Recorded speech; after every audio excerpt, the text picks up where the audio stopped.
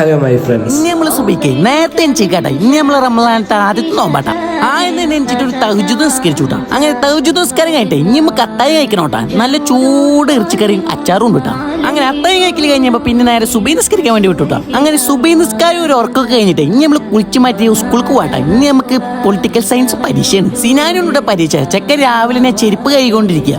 ചെക്കനൊക്കെ നോമ്പെടുത്തിട്ടാ. നോമ്പെടുത്ത കാരണം മൂപ്പരാളൊന്നും സ്കൂൾക്ക് പോയിട്ടില്ല. അങ്ങനെ നമ്മൾ പരീക്ഷ കഴിഞ്ഞ് പെരേക്ക് എത്തിയിട്ടാ. പരീക്ഷയെ കുറിച്ച് പറയുകയാണെങ്കിൽ എന്തുണ്ടായി നിൽക്കും കൂടെ അറിയുന്നില്ല. ഞാൻ കുറച്ചേരം കിടന്ന് അങ്ങോട്ട് ഉറങ്ങി.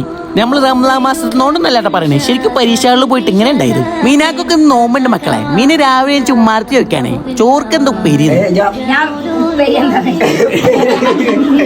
അങ്ങനെ കുറച്ച് കഴിഞ്ഞപ്പോ നമ്മളെല്ലാരും കൂടി അസർ നിസ്കരിക്കാൻ വേണ്ടി പോയിട്ടാ. അങ്ങനെ അസർ നിസ്കാരം കഴിഞ്ഞ ശേഷം ഞമ്മ രണ്ടാളും കൂട്ടി താത്തമാരെ വിളിക്കാൻ വേണ്ടി വന്നേക്കാടാ. ഈ ബാക്കിലേക്ക് എന്താണ് എന്റെ താത്താട്ടാ. മൂപ്പരാളെ വിളിക്കാൻ വരാൻ ഒരു 5 മിനിറ്റ് നേരം വയ്ക്കാം. മൂപ്പരാള് പിന്നെ ടെറാവും മക്കളെ.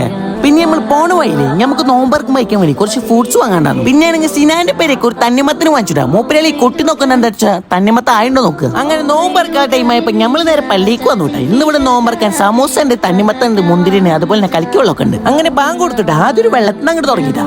വെള്ളത്തിന്റെ ദാഹം മാറുന്ന വരെ കുടിക്കാനേ പാത്രമൊക്കെ അങ്ങോട്ട് കൊടുന്നു വെച്ചിട്ടുണ്ട്. നമുക്ക് ആദ്യത്തെ നോമ്പ് എങ്ങനെ ഉണ്ടാകുന്നു? കുറച്ചൊക്കെ ഒരു ക്ഷീണം ഉണ്ടാകുന്നു. പക്ഷെ ഇതൊക്കെ ഫ്രൂട്ട്സ് ഒക്കെ കഴിച്ച് നോക്കുമ്പോൾ ഒരു എനർജി ഉണ്ട്. മൊത്തം കഴിച്ചപ്പോ എനർജി ആയി. അങ്ങനല്ല. അങ്ങനെ അത് കഴിഞ്ഞാൽ പിന്നെ നമ്മൾ നേരെ പോയിട്ട് മരിപ്പ് നിസ്കരിക്കട്ടാ. അപ്പൊ ശരി, അപ്പൊ ഇന്നാളെ കാണാം.